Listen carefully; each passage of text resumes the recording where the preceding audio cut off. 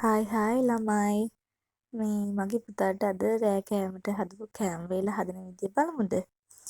ඉස්සෙල්ලාම හාල් ටික හොදගත්තා සම්බහාල් ටිකක් හාල් ටික හොදගෙන ඒකට බඩර් ටිකකුයි එනසල් කරාබු නැටි එහෙම දාලා රයිස් කුකර් එකේ තියාගත්තා.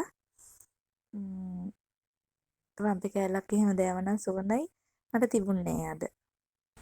ඊට පස්සේ කැරට් ටික සුද්ද කරලා ගත්තා හොදලා කියලා ඒක ගීතරින් ගාගත්තා. අද ඉතින් හදන්න යන්නේ බබාට රයිස් එකක් හදලා චිකන් කරි එකක් හදලා පපඩම් බදින්න තමයි හිතාගෙන හිටියේ. ඉතින් කැරට් ටික ඉස්සෙල්ලම හීනෙට ගා ගන්න ඕන ගේටනේ. ඊට පස්සේ ලීස් ටික කපා ගත්තා. හීනෙට ලීස් ටික කපා ගන්න ඕන. වීඩියෝ එක දිග වැඩි වෙන නිසා ටිකක් වේගෙ වැඩි කරා. ඊට පස්සේ හීනෙට ලුණු ටික, සුදු ලුණු ටික, කරපිංචා ඊට පස්සේ මිරිස් ටිකක් එහෙම හීනෙට කපා ගන්න ඕන. ඊට පස්සේ පෑන් එකක් ලිපේ තියලා ඒකට බටර් ටිකක් දාලා මට බටර් චුට්ටයි තිබ්බේ. ඒකට මම තෙල් ටිකකුත් එකතු කරා. එකතු කරලා ඒක රත් වෙන්න තියාගත්තා. රත් වෙන්න තියලා ඉවර වෙලා අපි අර කපාගත්තු ලුණු සුදු ලුණු මිරිස් ටික තෙල් ටික රත් වුණාට පස්සේ දාලා බැදගත්තා. ඒ ටික ටිකක් ලිපේ කලවම් කරගෙන රන්වන් පාට වෙනකම් බැදගමු. ඊට පස්සේ රන්වන් පාට වුණාට පස්සේ පොඩ්ඩක් පෑන් එකකින් පැත්තකට කරලා පිත්තර ටික එකතු කරගමු. පිත්තර ටික එකතු කරගෙන හොඳට කලවම් කරගන්න ඕන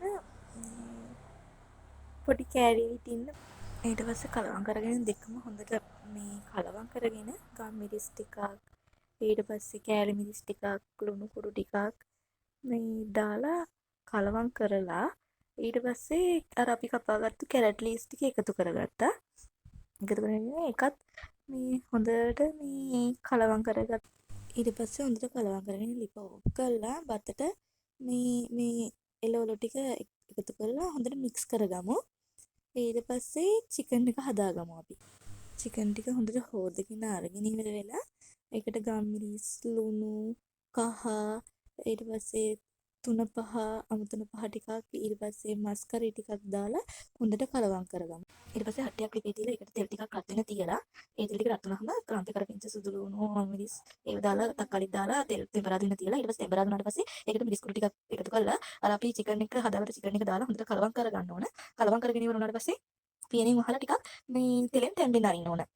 ඊට පස්සේ තෙලෙන් ටිකක් තැම්බුණාට පස්සේ ළඟට වතුර ටිකක් එකතු කරලා හොඳට කලවම් කරලා ඊට පස්සේ පියණින් වහලා තියාගන්න ඕන. ඊට පස්සේ ලුණු බලලා ඊට පස්සේ ලිප ඕෆ් කරගන්න. ඊළඟට පපඩම් බදින විදිහ නම් මේ වීඩියෝ කරේ නෑ. ඉතින් කවුරුත් දන්නවනේ පපඩම් බදින්න. ඊළඟට බබාට බත් ටික බෙදුවා. ඔන්න ඉතින් අද රෑ කෑම එක බබාගේ මෙන්න මෙහෙම හැදුනේ.